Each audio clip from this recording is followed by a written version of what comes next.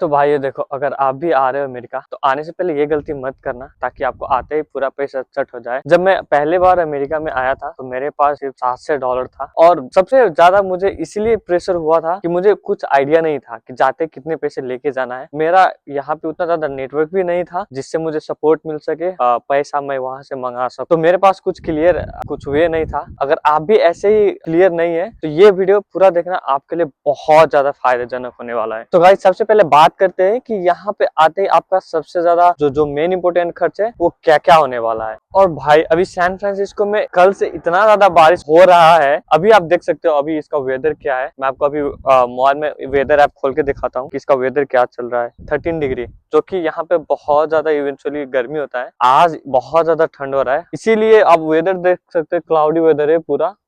तो आगे बढ़ते वीडियो में, आपका यहाँ से आते ही क्या क्या मेन खर्च होने वाला है, ठीक है, जो कि आपको बहुत सारे लोग नहीं बताता है। हमें आइडिया भी नहीं रहता है ना, क्योंकि हम लोग टोटली डिफरेंट कंट्री में आने वाले रहते हैं, हमें कुछ आइडिया नहीं होता है। तो सबसे पहले आपका जो मेन खर्च है वो आपका आता है यहाँ पे रेंट। नेपाल में क्या होता है ना, पहले हम लोग रहते हैं, उसके बाद end of the month rent तीरते हैं, बट यहाँ पे पूरा उल्टा है। पहले आप पैसे तीरते हो रहने का, उसके बाद आप रहते हो, एंड कहीं कहीं पे तो आपका सिक्योरिटी बॉन्ड भी लेता है। और भाई फिर से थोड़ी थोड़ी बारिश स्टार्ट हो चुकी है, बट फिर भी मैं आपके लिए वीडियो बनाऊंगा। और द मेन थिंग इज कि इसका जो यहाँ पे जो रेंट है वो रेंट होता है इवेंचुअली, अगर आप लोग शेयर में रूम में रह रहे हो तो 400 से 800 के बराबर रेंट होता है, ठीक है। जैसे चलते हम लोग 800 में कहीं कहीं भी सिंगल रूम भी आ जाता है डिपेंडिंग अपॉन द स्टेट। तो हम लोग इसके एवरेज में ले चलेंगे 800 से आपको बहुत ज्यादा रेंट निकल जाएगा। स्टेट में तो उससे भी कम लगेगा, 400-500 लगता है, बट सिंगल रूम का 800 से 900। बट शुरू में आते ही महंगे रूम में नहीं जाना, ठीक है। आपको यहाँ पे सस्ते रूम भी मिलेंगे, महंगे रूम में भी मिलेंगे। तो आते ही आपका पूरा हाई एंड भी नहीं जाना, बट 800 में अच्छा खासा रेंट आ जाता है भाई। देखो अच्छा खासा रेंट, बिकॉज मैं भी रह रहा हूँ, मेरा अपार्टमेंट बहुत ही अच्छा खासा है। और एक ऐसा एक्सपेंसेस की बात करते हैं हम लोग जो काफी सारे लोग चर्चा ही नहीं करता, एयरपोर्ट पिकअप। क्या अगर आप लोग का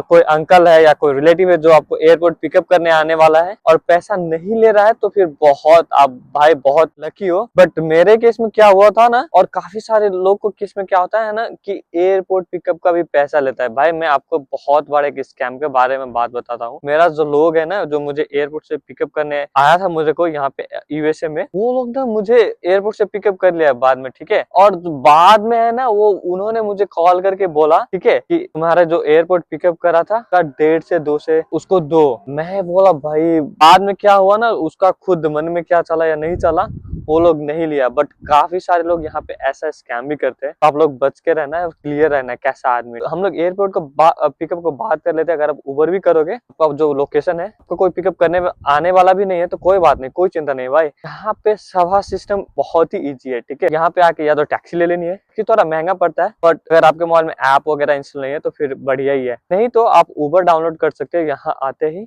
उबर अपना डाउनलोड करके हमसे और एक्टिव करके आप उबर कर सकते हो। काफी सारे लोग को कार्ड नहीं रहता तो उबर करने में झंझट हो जाती है। आप लोग टैक्सी ले सकते हो, उतना ज्यादा कोई इशू, उतना ज्यादा कोई हार्ड होता ही नहीं है। अब हम बात करते हैं रेंट के बजाय, हमने रेंट के बारे में बात कर लिया, एयरपोर्ट पिकअप के बारे में बात कर लिया, अब हम बात करते हैं फूड के। यहाँ पे आओगे तो आप ग्रोसरी खर्च तो करोगे ही, लेट्स से, बट महंगा तो नहीं रहता है, बट करोगे। लाइक वेजिटेबल हो गया, मीट वगैरह हो गया, तो उसका हम लोग लेके चलते हैं $200 में आपका 1 महीने का बहुत अच्छा खर्चा निकल जाता है। मेरा तो निकल जाता है भाई। देखो अगर आप लोग को भी, आई एम प्रीटी श्योर आपका भी निकल ही जाएगा अगर ज्यादा एक्सपेंस करते नहीं हो। हम लोग बात कर रहे हैं फूड के बारे में। अब आती है नेक्स्ट हमारा सिम। तो यहाँ पे जो सिम है वो पोस्टपेड और प्रीपेड दो टाइप्स के होते हैं। काफी सारे लोग पोस्टपेड लेते हैं बिकॉज उसमें अनलिमिटेड डाटा रहता है, बहुत कुछ रहता है। आप लोग भी पोस्टपेड ले सकते हो, बट इट डिपेंड्स। बाद में आप लोग मेरी बात मानो तो दोनों का खर्चा उतना ही पड़ता है, पोस्टपेड और प्रीपेड का। तो पोस्टपेड ही अच्छा रहता है। अगर आप शुरू में आ रहे हो, आपके पास सेफ साइड रहना हो, तो आप प्रीपेड ले सकते हो। प्रीपेड सिम आपको वन टाइम रिचार्ज करना है, नेक्स्ट टाइम रिचार्ज की चिंता नहीं, आप जब मन चाहे तब कर सकते हो, ठीक है। वो आ जाता है आपका $50 में, ठीक है। मैक्सिमम आप कोई सा भी सिम लो भाई, $50 में मजे से आ जाएगा, ठीक है। अब हम लोग बात करते हैं भाई, इधर कोई एम्बुलेंस आ रहा है और इवेंचुअली आप लोग यहाँ पे आ रहे हो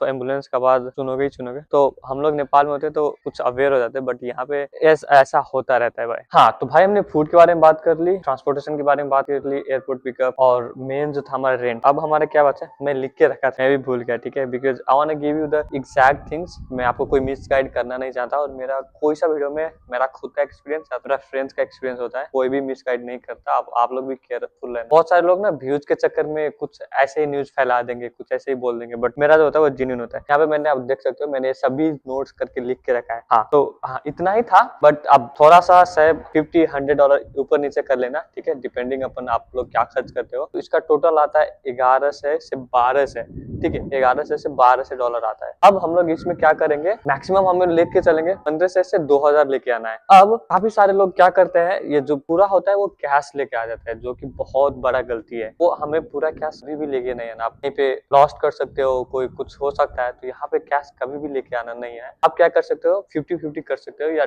30% कैश 70% कार्ड ले सकते हो, या फिर मैं कहूंगा 50-50 कर लो, ठीक है, 50 कैश और 50 कार्ड में, ठीक है। तो आप लोग क्या करना है, नेपाल में एक इंटरनेशनल डॉलर कार्ड कह के आता है, हर एक बैंक आपको प्रोवाइड करता है। तो आप लोग पूछोगे कि कौन से बैंक से हम बनाए जिससे हमें वो डेबिट कार्ड दे, जो इंटरनेशनल डॉलर कार्ड होता है, वहाँ पे डॉलर कार्ड बोलते हैं, कौन सा बैंक देता है। तो भाई प्रीटी मच एवरी बैंक अभी देने लगा है, और आपको ना आने से पहले ही, 1 महीने पहले से ये सब प्रोसेस कर देना है, ठीक है, ताकि को बाद में, मेरे पास भी, मेरे साथ ही हुआ था कि 7 दिन था मेरा, और 7 दिन में सभी कुछ करना था। बहुत ज्यादा डिफिकल्ट हो जाता है, आप रश में हो जाते हो, जिसके कारण से आप क्वालिटी टाइम स्पेंड ही नहीं कर सकते अपने फैमिली से। वो बहुत ही अहम बात है। आप लोग यहाँ पे आ गए तो फिर आप बहुत ही मिस करने वाले हो। मेरे साथ हुआ था, मैं बहुत रश कर दिया था, मैं क्वालिटी टाइम स्पेंड ही नहीं कर पाया था। तो आपको ये नहीं करना। और भाई हम लोग बारिश की बात कर ही रहे थे कि आप लोग देख सकते हो धूप हो गया है यहाँ पे, और 2 बजे बताया था वेदर ऐप में कि 2 बजे से सनलाइट आने वाला है, सन आने वाला है। और यहाँ का बहुत ज्यादा एक्यूरेसी रहता है। नेपाल इंडिया में तो उतना फोरकास्ट काम करता नहीं है, बट यहाँ का एक्यूरेसी, मतलब यहाँ भी काम नहीं करता, ये नहीं कि वो बोला तो वही होगा, बट हाँ 90% एक्यूरेट होता है, इतना ज्यादा स्ट्रॉन्ग रहता है। और आपको एक तगड़ी बात बताता हूँ, यहाँ जो इधर गाड़ी पार्क हुआ है ना,